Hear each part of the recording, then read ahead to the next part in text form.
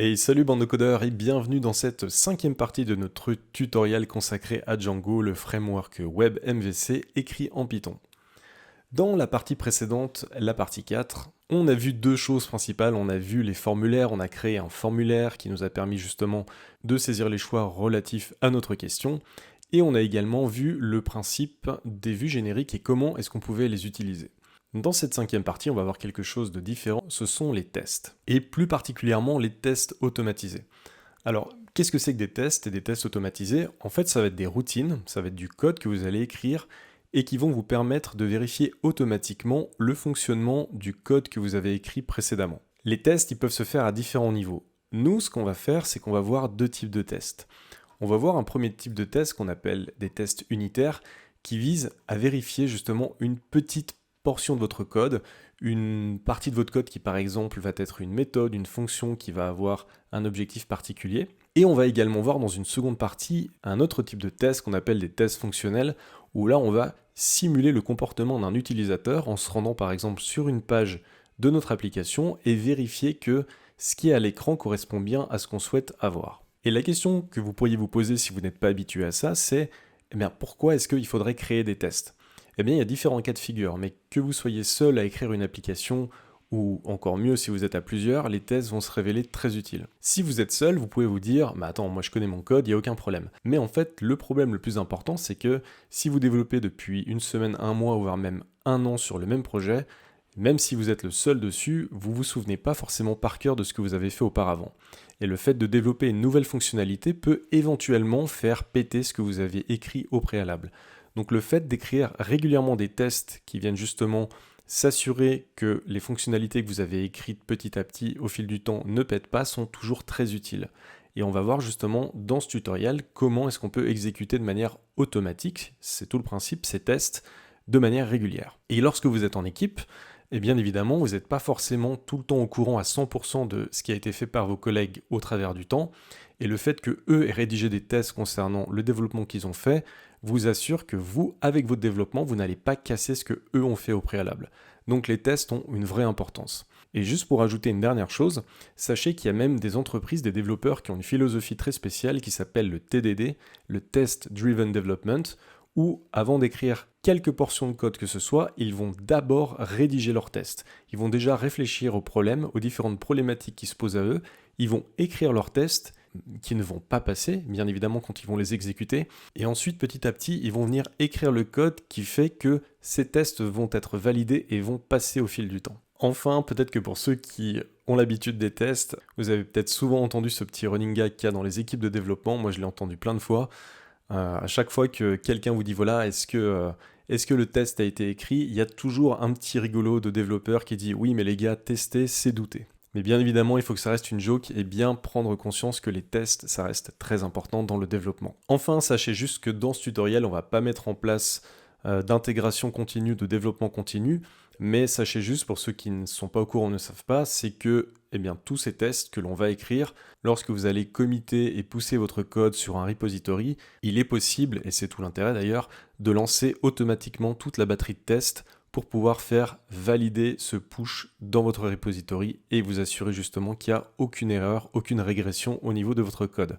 Mais on va pas couvrir ça ici. Mais avant qu'on commence, vous connaissez la musique. Si vous aimez le contenu que je vous propose, n'hésitez pas à le liker. Rejoignez également la chaîne en vous abonnant et en activant la cloche des notifications. Enfin, si vous voulez soutenir mon travail, vous pouvez le faire sur la plateforme Tipeee en descriptif de la vidéo. Peut-être que vous l'avez remarqué si vous avez joué un petit peu avec l'application, mais il y a un petit bug qui figure dans l'application Pause. La méthode que l'on a écrite dans notre modèle question, la méthode was published recently, ne remplit pas tout à fait sa fonction. Pourquoi? Tout simplement parce que si le champ pubDate, donc de ce modèle question, est dans le futur, ce qui bien sûr n'est pas correct, eh bien la méthode renvoie quand même true. Donc ce qu'on va faire déjà, c'est qu'on va confirmer l'existence de ce bug en utilisant le shell. Maintenant vous êtes habitué au shell. Donc je vais arrêter mon serveur de développement et je vais lancer le shell.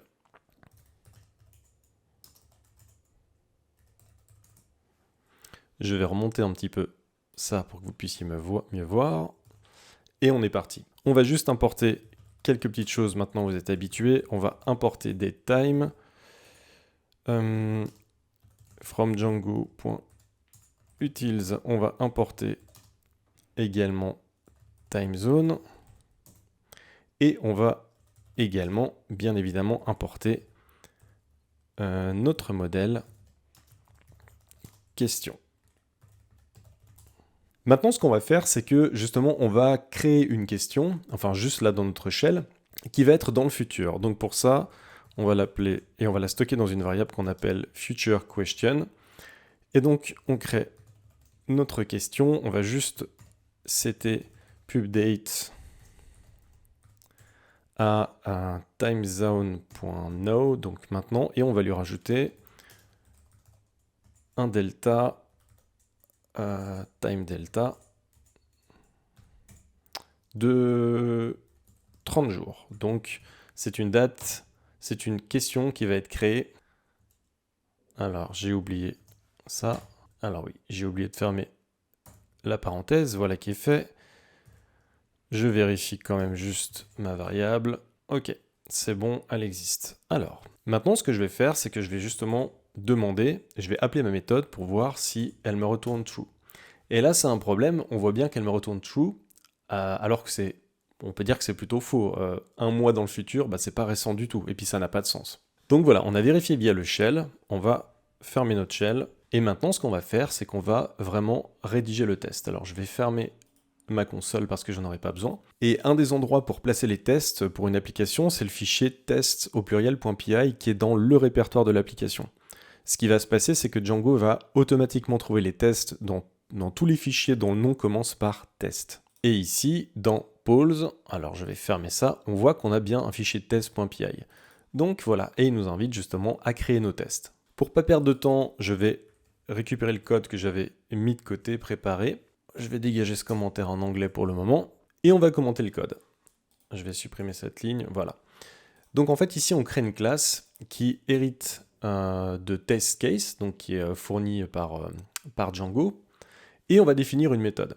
Alors les méthodes, elles doivent tout le temps commencer par le mot-clé test, et ensuite, vous décrivez le plus précisément possible ce qu'elles sont censées faire. Et ici, c'est un test qui vérifie que une question qui a été publiée dans le futur ne soit pas considérée comme récente. Donc ce qui se passe ici, c'est qu'on écrit exactement pour ces deux premières lignes ce qu'on a mis dans notre shell, et ensuite justement l'instruction qui va venir vérifier que notre test passe ou ne passe pas, c'est celle-ci. En fait, on lui dit, assure-toi que la future question, quand on appelle la méthode wasPublished_recently, retourne faux. Donc là, actuellement, on sait qu'a priori, notre test, justement, ne devrait pas passer, puisque on l'a vérifié dans le shell, ça retourne true. On va sauvegarder ce fichier, et maintenant, on va demander à Django qu'il exécute ce test. Pour exécuter les tests, donc j'ouvre un terminal, je me replace juste dans mon bon dossier, et ici, on va passer la commande python manage.py, toujours, test, et maintenant, on va lui indiquer quelle application il faut qu'il teste, et nous, on veut qu'il teste l'application polls.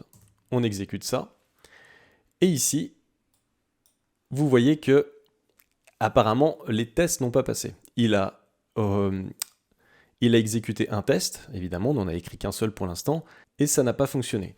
Ici, on a le détail du test qui n'a pas fonctionné, et on voit que c'est bien le was published recently with future question. Et il nous précise même ici qu'il y a un problème avec l'assertion, donc la dernière commande. Donc assert is, c'est certifie que, ou assure-toi que c'est ça. Donc assure-toi que la méthode was published recently retourne false. Et ici, donc, il nous dit, ben non, assertion erreur, true is not false. Donc on voit déjà que là, en runant nos tests, on a un petit problème. Bon, c'était prévu, hein. Donc maintenant, eh bien, ce qu'on va faire tout simplement, c'est qu'on va corriger notre méthode dans notre modèle pour que le test fonctionne. Je réduis un petit peu le terminal pour qu'on ait la place. Et ici, donc, dans la méthode wasPublished_recently, je vais faire les modifications nécessaires. Donc nous, ce qu'on veut ici, c'est que la méthode renvoie false si la pubDate est dans le futur. Et on va corriger la méthode pour qu'elle renvoie true que si la date est aussi dans le passé. Donc, on corrige la méthode ici. Et j'oublie pas d'indenter. Hop, tac, voilà. Et maintenant, on sauvegarde. Et ce qu'on va faire, c'est qu'on va relancer le test. Et là, voilà, en relançant le test, on se rend compte que tous les tests, enfin le test unique est passé, qu'il n'y a eu aucune erreur. Donc là, en fait, juste en faisant ça, on se dit que, en continuant notre application, on va peut-être, malheureusement, c'est presque inévitable, peut-être créer d'autres problèmes, d'autres bugs, mais concernant cette petite portion de code, normalement, on devrait toujours être averti et il ne devrait pas se reproduire ce type de bug. Maintenant, ce qu'on peut faire, c'est qu'on peut faire des tests encore un peu plus exhaustifs concernant cette méthode, parce que ce serait dommage que, en corrigeant ce bug, finalement, on en introduise un autre. Donc ce qu'on va faire, c'est qu'on va juste rajouter deux méthodes qui vont permettre, entre guillemets, de blinder le test concernant cette méthode was published recently. Je vais baisser le terminal et on va les rajouter dans notre test. Ici, je les colle, je les avais préparés et je les réindente correctement. On va commenter ça nous-mêmes. Alors, hop, j'ai fait une petite erreur et voilà. Donc, on a introduit deux autres méthodes. La deuxième qui permet de renvoyer faux si jamais on appelle cette méthode avec une question qui est dite ancienne. Donc pour ça, on définit une question qui a 1 jour et 1 seconde d'ancienneté par rapport à maintenant. Et à la fin, on vérifie que ça renvoie bien faux. Et on fait également une troisième méthode qui, elle, va faire un petit peu l'inverse, c'est-à-dire qu'elle va vérifier que la méthode renvoie bien true avec une question dite récente. Donc on initialise une question qui, au maximum, va avoir 23 heures, 59 minutes et 59 secondes. Et là, à la fin, ça doit renvoyer true. On sauvegarde ça, et pour le fun, on peut relancer la batterie de test. Et ici, on voit que nos 3 tests passent sans problème. Ça, c'était la première catégorie de tests qu'on pouvait faire, les tests qu'on appelle communément des tests unitaires. Et maintenant, on va faire des tests qui sont d'une autre nature. Alors, on peut les catégoriser comme des tests fonctionnels, il y a toujours un petit peu un débat entre les développeurs, mais c'est des tests qui vont justement pouvoir tester une vue à proprement parler. Ce qu'il faut savoir, c'est que Django met à disposition un client qui va permettre de tester et simuler l'interaction d'un utilisateur avec le code au niveau des vues. Et ça, on va pouvoir l'utiliser dans notre fichier test.py, mais on va aussi pouvoir l'utiliser dans le shell. Et ce qu'on va faire, c'est qu'on va commencer dans le shell. On va devoir faire 2-3 opérations, mais qui ne seront pas nécessaires dans TestPI. Mais on va faire ça dans le shell déjà pour commencer un peu pour tester. Donc vous connaissez la musique, on prend notre terminal, je vais l'augmenter un petit peu, et on y va. On fait, ça doit être par ici, voilà, python manage.py shell. Et ici, il faut juste que j'importe setup test environment et que j'appelle la méthode. Voilà. Enfin, j'importe le client. Et maintenant, on va pouvoir y aller. On va créer une variable client comme ceci. Et maintenant, on est parti, on va vraiment pouvoir simuler le fait qu'un utilisateur se rende sur notre application. Donc, je vais juste, clearer un peu le terminal, et c'est parti. On va stocker ça dans une variable qu'on va appeler response, et on va demander tout simplement à notre utilisateur, à notre client, de se rendre. Donc on va faire un .get, de se rendre sur la racine de notre application. Donc la racine de notre application, de notre projet, c'est tout simplement un slash. Et on exécute. Ici, on a not found. Et en fait, c'est complètement logique, parce que si vous vous rappelez bien, notre application Pause, on lui a défini des routes, des URL, qui sont juste ici, je descends un petit peu. Donc ça, c'est propre à notre application Pause. Mais dans notre application globale, si je la reprends ici, on a défini juste une route admin et une route Pause. Mais quand on vient sur l'index de tout notre projet, donc vraiment ça, eh bien, il n'y a rien qui est défini. Donc normalement, ça doit nous renvoyer une 404. Et là, c'est ce qui semble être le cas. D'ailleurs, on va le vérifier. Je remonte un petit peu notre terminal. Et ici, c'est super cool parce qu'on a la possibilité, dans Response, de récupérer justement le status code de notre page. Et effectivement, on a bien une 404 quand on tombe là-dessus. Maintenant, par contre, on va essayer justement de voir ce que ça nous renvoie quand on va sur la racine de notre application qu'on a définie, notre application Pause. On va juste importer une petite chose également ici. On va importer la fonction que vous connaissez bien, reverse. Évidemment, si je me trompe de paquet, ça ne va pas le faire. URL, voilà. Et maintenant, on va redéfinir notre réponse, sauf que plutôt que de faire get comme ça directement, on va utiliser notre fonction reverse. Donc on met reverse, et là, entre parenthèses, on va lui demander d'aller sur notre index. Donc on va faire pause, index, on valide ça, et maintenant on va essayer de récupérer le status code qui, normalement, devrait être 200.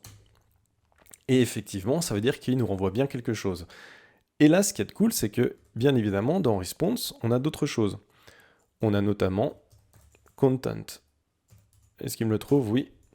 Et là, en fait, alors, tout simplement, il nous renvoie à l'HTML, et on voit que on a bien la liste des dernières questions qu'on a créées. Mais ce qu'il y a d'encore plus cool, c'est que ici, spécifiquement, je vais juste clearer, voilà, le terminal, on peut avoir accès au contexte, spécifiquement. Donc ici, je peux juste faire response.context, il est un petit peu pénible pour l'indentation, pour l'autocomplétion, et là, dans contexte, je peux tout simplement lui passer ma variable de contexte. Vous vous rappelez ce que c'était? C'était latest question list.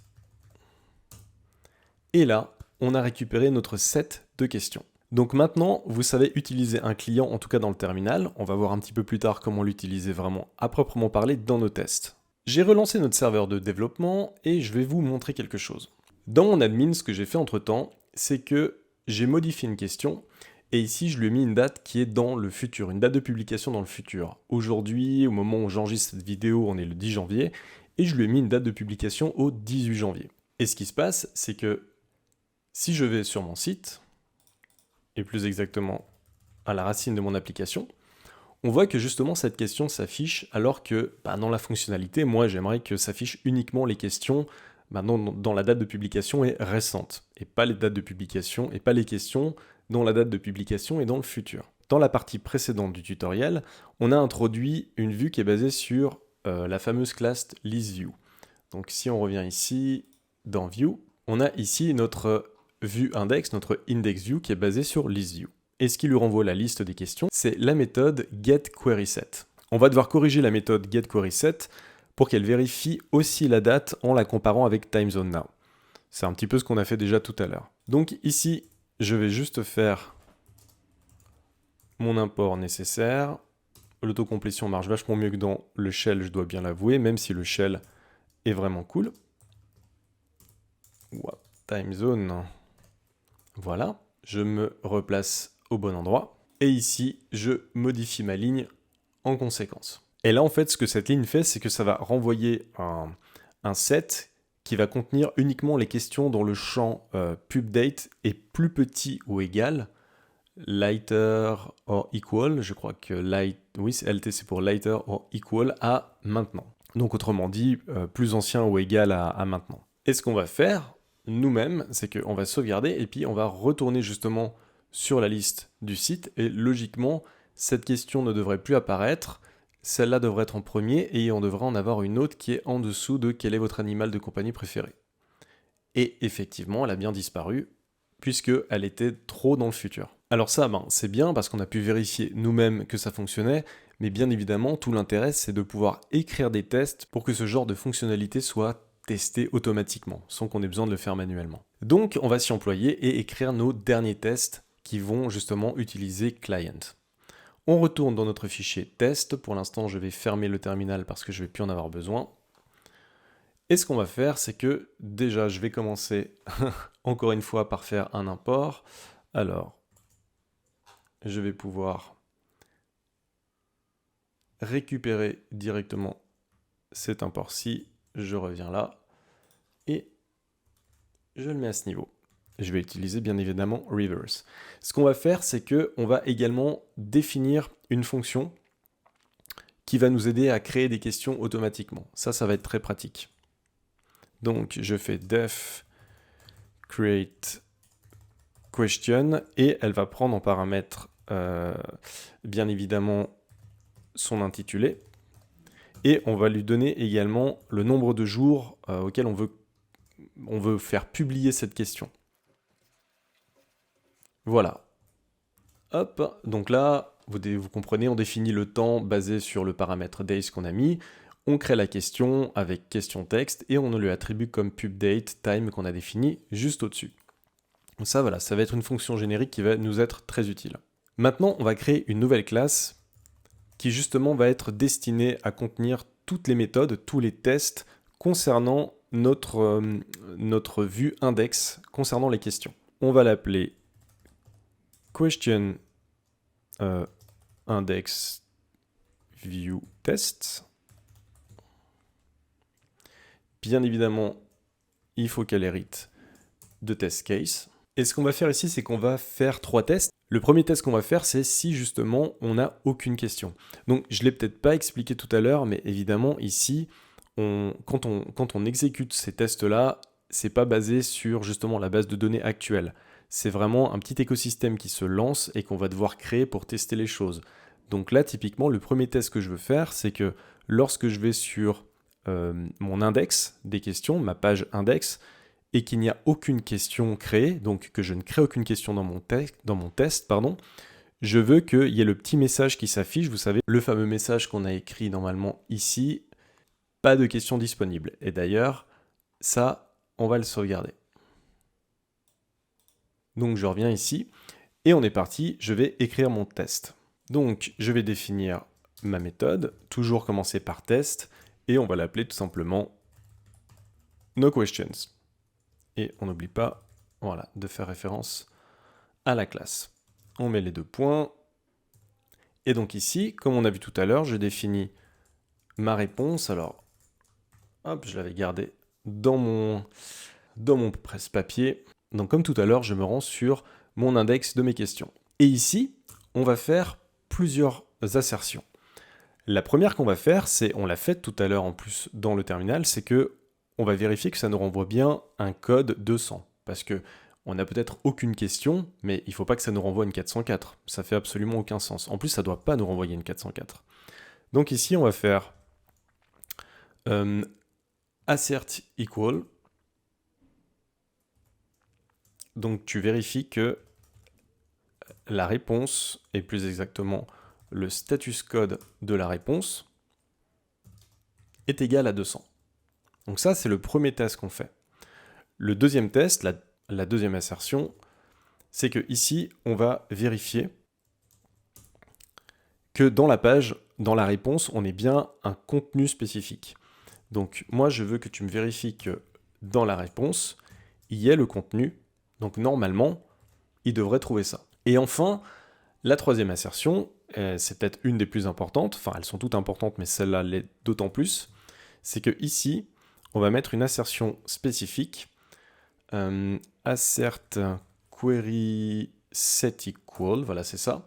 Donc ici, vous voyez, on a des assertions, alors je ne l'ai pas précisé, mais vous vous en êtes rendu compte, on a des assertions, des méthodes d'assertion qui dépendent de ce que l'on veut tester justement. Et nous ici, ce qu'on va vouloir tester, c'est que le contexte avec notre fameuse latest question list soit vide. Donc ici, on lui dit tout simplement, je veux que response.context, comme on l'a mis tout à l'heure, alors contexte, avec justement notre latest question list, soit un set qui soit vide, puisque ici, je n'ai défini aucune question. Donc là, pour récapituler, on se rend sur notre page index, on vérifie que ça nous renvoie bien à une 200 et pas à un code d'erreur, et surtout, on vérifie que on ait bien ce message qui apparaît, pas de questions disponibles, et on vérifie également, pour compléter la logique, que notre contexte latest question list est également vide. Ce qu'on va faire, bien évidemment, c'est tester notre test, si j'ose dire. On ouvre notre terminal. Alors, don't show again, ça m'énerve. Je monte ça, je me replace dans mon dossier et je lance mes tests. Et ici, on voit que j'ai 4 tests qui ont été exécutés, ce qui est logique puisqu'on a les 3 tests qu'on a écrits tout à l'heure concernant la méthode publication, est-ce que la publication est récente, et on a notre 4e test qu'on vient d'écrire à l'instant qui est passé sans problème. Donc ça, c'est vraiment cool. Et on va continuer à les écrire. Alors ça, je ne vais pas le fermer, mais je vais le réduire. Et maintenant, on va écrire un autre test dans notre nouvelle classe. Le second test qu'on veut faire, toujours dans notre liste de questions qui s'affiche, c'est que on veut s'assurer que la question, si elle a une date qui est dans le passé, s'affiche correctement dans la liste. On définit notre méthode et on va l'appeler, alors on commence bien par test, pas comme moi, test past question. Donc là, ce qui va différer par rapport à ce qu'on a fait juste avant, c'est que justement, on va devoir créer une question. Et on va créer une question qui est vieille. Et pour faire ça, on utilise notre fonction createQuestion qu'on a définie plus haut. On lui met past question avec une date de publication qui date d'il y a d'un mois. Ensuite, toujours pareil, on se rend sur notre page en question, on stocke ça dans response, et ici on va pouvoir faire notre assertion directement. Donc nous ici, ce qu'on va vouloir vérifier, c'est que question figure bien dans latest question list qui est dans notre contexte. Donc on va utiliser exactement la même assertion qu'ici, si ce n'est que cette fois, bien évidemment, ici on va rajouter question. Ça, je suis sûr que vous l'aurez deviné vous-même. Réflexe, on vient de finir notre test, on l'a enregistré, et bien évidemment, on teste notre test. Et là, on voit, nickel, ça s'est bien passé. Maintenant, on va faire un autre test. Alors, je vous préviens, on va en faire une petite série quand même, donc je vais accélérer un petit peu, mais je vais les commenter à chaque fois. Donc là, dans notre nouveau test, on va créer une question qui va être publiée dans le futur. Donc on crée notre question, on lui met une date de publication à plus 30 jours. On va toujours sur notre page, et là, on va faire deux assertions. On va vérifier dans un premier temps qu'on a bien la phrase. D'ailleurs, là, j'avais copié, hop, de ce qui venait en anglais, je remets bien ma bonne phrase. Pas de questions disponibles, et on vérifie enfin que, justement, on n'ait rien dans notre contexte latest question list. On fera tous les tests, on testera nos tests à la fin cette fois. Ici, on fait un test où on introduit une future question et une question passée. Donc, on crée notre question du passé qu'on stocke dans question. On crée notre question future qu'on ne stocke nulle part parce qu'on ne va pas en avoir besoin. On se rend sur notre page et on fait une assertion où on vérifie que dans notre contexte latest question list, on est bien uniquement question, qui est la question du passé. Et enfin, pour être complet, on va créer un test avec deux questions du passé, qu'on stocke chacune d'elles dans une variable différente. On se rend toujours sur notre page et on vérifie que dans notre contexte latest question list, on ait bien nos deux questions. On va exécuter tous nos tests. Et là, on voit que nos 8 tests sont correctement passés. On va quand même faire quelque chose pour vérifier que ça fonctionne bien. Ce qu'on va faire, c'est que déjà, je vais baisser le terminal et dans index, ici, je vais volontairement modifier cette phrase. Je vais changer question par sondage. Et je vais réexécuter les tests. Et là, on a deux tests qui ont pété, entre guillemets. Ce qui est complètement logique, parce qu'on a deux de nos tests dans lesquels, justement, on vérifie le contenu HTML, on vérifie que le contenu soit pas de questions disponibles. Et là, on l'a modifié en pas de sondage disponible. Ce qui fait qu'on a deux tests, et plus exactement, test future question et test no questions qui ne passent pas, qui ont échoué. Donc vous voyez bien que ça fonctionne et que ça peut être super utile. Si par exemple vous travaillez à plusieurs sur un projet, ou même pas, si c'est vous qui venez modifier un contenu de votre page et que vous ne vous rappeliez pas qu'il faut que ce contenu soit présent pour une raison X ou Y, vous avez d'ailleurs écrit un test en ce sens, votre test va échouer là-dessus, vos tests vont échouer là-dessus, et ça va vous rappeler que c'était peut-être une fonctionnalité ou quelque chose qu'il fallait laisser tel quel, et surtout pas modifier. Donc on voit que dans ce cas de figure, précisément, les tests peuvent être très utiles. Je vais bien évidemment remettre comme c'était, je vais réexécuter mes tests, et on voit que tout est revenu à la normale. La toute dernière chose qu'on va faire, c'est que justement là, tous nos tests ne couvrent pas absolument tous les cas de figure. Si jamais on se rend à nouveau sur notre application, on voit que la question qui avait été éditée dans le futur n'est effectivement pas disponible ici. Seulement, si notre utilisateur connaît un petit peu notre système d'URL, il va quand même pouvoir y accéder. Si par exemple ici il se rend là et qu'il change dans l'URL le 7 en 2, il accède à la question qui n'était pas présente dans la list view. Donc ça veut dire que dans Detail View, il faut qu'on modifie quelque chose. On se rend donc dans Detail View, je vais juste baisser ça un petit peu, et c'est plutôt ici que ça se passe. Dans Detail View, on va rajouter une méthode getQuerySet, juste ici, et on va la modifier un tout petit peu, puisque ce n'est pas une liste, mais là on est sur une question, donc on n'a pas besoin de ça, et ça normalement ça suffit. Si je fais afficher une question du passé, elle s'affiche toujours bien, et si j'essaie d'afficher ma question du futur, voilà, je me prends une 404. Et maintenant, on va écrire les tests en conséquence. Donc pareil, cette fois, on va faire une classe, mais qui va prendre en compte pas les questions index, mais les questions detail. Donc je vais le mettre juste au-dessus. Question detail view test. Et on est parti. Alors moi, je vais copier-coller les méthodes et je vais les décrire rapidement pour qu'on ne perde pas de temps. Donc pour le premier test, on crée une question dans le futur, sur la première ligne, dans le futur dans 5 jours. On définit l'URL en appliquant la fonction reverse que l'on connaît, en se rendant justement sur la vue détail et en passant en argument l'identifiant de la question qu'on vient de créer. On se rend donc sur cette URL, on récupère la réponse, et là ce qu'on vérifie, c'est qu'on vérifie que le status code de la page est bien une 404, parce qu'on ne doit pas pouvoir y accéder. On l'a vu tout à l'heure en testant nous-mêmes que c'était le cas, mais maintenant, on saura que ça c'est toujours le cas. On fait la même chose, mais avec une question du passé pour vérifier que justement ça fonctionne toujours. Donc c'est exactement le même principe, si ce n'est que maintenant, on change le 5 en -5. Et à la fin, dans notre assertion, on vérifie que la réponse contient la question justement de la question qu'on souhaite faire afficher. On sauvegarde, et bien évidemment, on va exécuter ces derniers tests. Et là, donc, on voit qu'on a 10 tests qui sont passés avec succès. On a réussi à rédiger correctement tous nos tests. Bande de codeurs, c'était une partie peut-être un petit peu longue, mais qui était, je pense, nécessaire et qui est super intéressante. Tout ce qui concerne les tests, c'est vraiment important. Sachez qu'on a également la possibilité de faire des tests un petit peu plus poussés, quand par exemple on doit avoir de l'interactivité avec du JavaScript ou qu'on doit faire des comportements utilisateurs qui sont très précis. Pour ça, on peut utiliser des vrais navigateurs comme Selenium, pour tester la façon dont le code HTML est vraiment rendu dans le navigateur, et pour aussi définir des actions comme des clics sur des boutons. Et typiquement, Django, il propose une classe spécifique qui s'appelle Live Server Test Case, qui facilite l'intégration d'outils comme Selenium.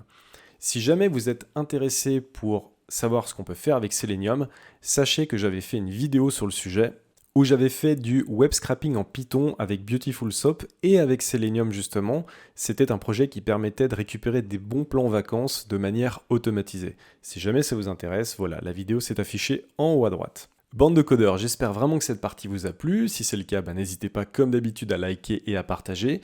Et nous, on se retrouve dans une 6e partie. A plus!